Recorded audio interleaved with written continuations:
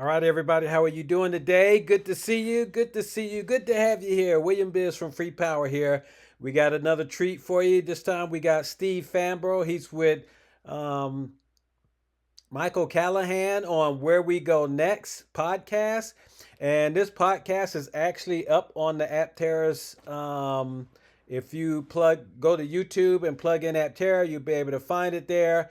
The whole podcast is about an hour long. I just cut out some of the parts that I think you would find very interesting. So we're going to get right into this right now.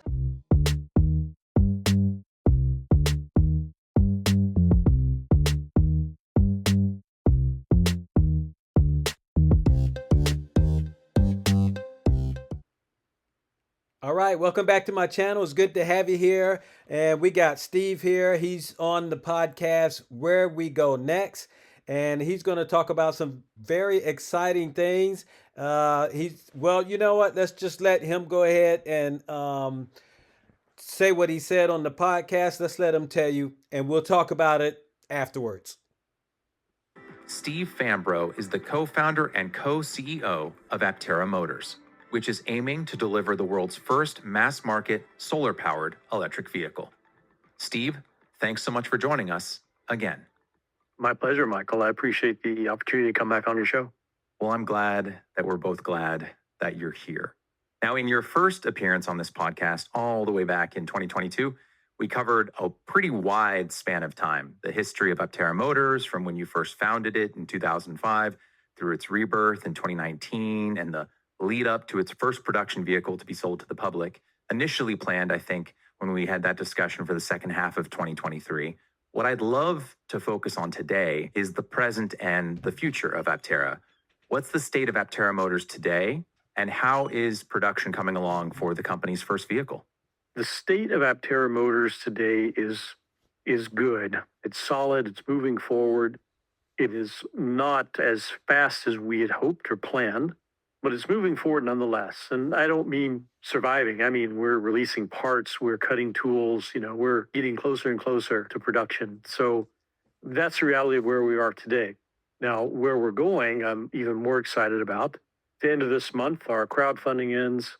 We kick off our campaign with U.S. Capital, who's going out to get us the remaining chunk of cash to complete tooling and everything else and get us into production. They should be done around September. And that lets us write a lot of big checks that we haven't been able to write yet. The biggest ones that we'll have to write to date, I think, have already been written. But there's still a lot more numerous ones that are almost as big that we have to write, like for airbag testing, for example, or to do the analog brakes ABS program with the manufacturer and all the testing required for it. So all that kicks off starting in September as soon as we can start writing those checks. So that's the part that really excites me. Speaking to that, getting any company off the ground to positive cash flow and long-term success is a grueling, rare achievement, regardless of what industry you're in. And I know you've worked in several industries, so you know firsthand, especially in the auto industry. I mean, on June 17th, EV maker Fisker filed for Chapter 11 bankruptcy after running out of funding.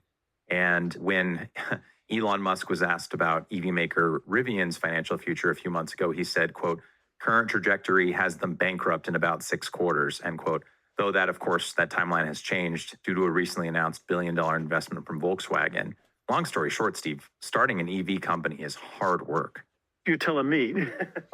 Early on, I would say in the company, there's a swarm of advisors and senior level people, affiliated with the company. Everyone whispering in your ear, telling you, well, it should be done this way, or no, you should be doing it this way. And an example often held up to us was this other big, well-known EV startup that's having some success within trucks. And they said, look at all the thousands of employees they have. This is what you have to be able to even get this valuation and raise this amount of money. And it never sat right with myself and Chris. We're like, no, we're not building that kind of vehicle. We don't need that kind of tooling. Our vehicle has 10 parts, not 200 in the body. So everything about our vehicle, how we've architected the company, it just had to be different. And so I guess the side benefit of that is that we're not going to have the same cash burn to get this vehicle in production that our competitors have had. like some of the ones that you mentioned. They've had to literally raise and spend billions just to get to where they are. And some of them are no longer even here. And we're going to be an order of magnitude below that. And it's not because we're geniuses. It's just because our car is architected and built it differently, and it doesn't require that overhead to manage it. And it may seem like a simplistic summary, but I would say that coupled with the fact that Chris and I are hyper focused on the smallest expense. This comes even from my farm days when I was a farmer and importing materials into the UAE and trying to make a profit. And you're looking at dollars and cents per ton of a thing and trying to get the cost down, at the ton level to be competitive and get timing of a step down from 20 man seconds to 15 or 10 man seconds. And all those things make a difference in high volume. So, summary, I would say we're lucky because the design of our vehicle is so different and simpler. We don't have the burden of overhead and capital that our competitors have. Although I would say we don't really have competitors because we're not making an EV, we're making a solar electric vehicle. And that's something that's different. In the same way that the Aptera has a lower drag coefficient and is lighter than the average EV, you can travel further on the same kilowatt hour. When you have a simpler design with fewer parts, you can travel further on the same dollar. It's a good way of putting it. I mean, really stretching your dollar, absolutely. And from the beginning, we restarted the company during the middle of COVID. So everybody had to be remote. And we said, well, if people are remote, they might as well be in India or China or Italy. It doesn't matter where they are, as long as we get the best value for our dollars. So we still work with engineers, engineering service companies globally to get things done, stretching our dollar and in a fast turnaround so that work is ready here, overnight, so to speak, sometimes when necessary. I asked you two questions to wrap out our first conversation that we recorded in late October 2022. And one of them was, what excited you the most about Aptera and its team heading into 2023? So to start this conversation off, as we enter the back half of 2024, what's something that is exciting you about the company right now and why? What's exciting me about the company right now is seeing all of the promises being kept of the product. We're so close. We are so close to having this production intent vehicle on the road with production battery and solar and everything else, and to be able to get in it and drive, 400, 410 miles on a charge, and then to park it in my driveway and see the production vehicle go up 40 miles in a day, to just see the real production vehicle come to life over the next few weeks and months. That's going to be the most exciting thing for me this year. That's what's happening. That's what we're doing right now. All right, we see how excited Steve is about not only where the company is right now, but actually also where it's going. And they are very close. So he said right now they are very close to production. They already got the tooling in process going, and they're getting ready to start their PI. We know that the PI1 is practically done. The PI2 is on the way. And he is really excited about that, knowing that very soon it's going to be on the road. So I think we all should be getting excited because we know that it wasn't an easy journey for them. And what a concept of having a budget to be able to count all your pennies and make sure they're being spent properly. And that just goes to show that, anybody can really do that if they have a budget and then stick to it and really live by it. If all companies would do that, they wouldn't be having the problems that they're having now. And with the ethos of Aptera, how they're keeping everything nice and simple, that they can actually spend less money than all the companies out there.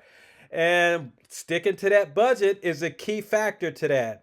So I'm really impressed with what Steve is talking about here, and I can see why he's so excited, especially about where Aptera is going. I mean, how do you feel? You should be getting excited too, especially all you investors out there, knowing that this thing is really happening and it's getting ready to get on the road. I am so excited. I know big things are going to happen in 2025 for Aptera, but you know what? I think at the end of this year, there's going to be some big things that are going to happen as well. But once again, how do you feel about that? What do you think? I love Steve Fambro because he, tell it like it is. Sometimes when you're transparent and you're open, sometimes it comes back and it bites you in the butt. Like with what happened when they wasn't going to have fast DC charging. Nobody liked that. Didn't nobody, they wanted to have a fast DC charging for the Aptera. Of course, that really helped them out in the end because they were going to have full DC charging. At least that's what I think. And I think a lot of you agree with that, especially if you're going to be long distance driving. But I mean, transparency really helps them out in so many ways with that, even though that came back and they had to make some changes. But that's one thing that I love about this company is that they're transparent and that they're open with you, they're honest, they're showing you everything that's going on.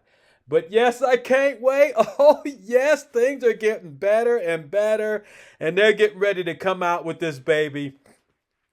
But once again, if you want to watch this, listen to this podcast, I'll leave the link down below so that you could go to it. It's Where We Go Next, and I did a video on him on this podcast he was on the first time. But this time what I'm going to do is I'm just going to take bits and pieces that I like out and I'm going to share it with you guys. But anyway, you guys take care. I hope you're getting as excited as I am. And we know that Steve Fambro, he has some exciting things to say, as well as everybody on the Aptera team. So I'm so looking forward to what's happening and what's going to happen. So anyway, I'm going to leave it right there. This video is getting a little too long, so you guys take care. Shout out to my patrons. Thank you very much. And if you're new here, hit the like, ring the bell, subscribe, and you'll catch all my videos when they come out. All right, we'll catch you in the next video. Bye-bye.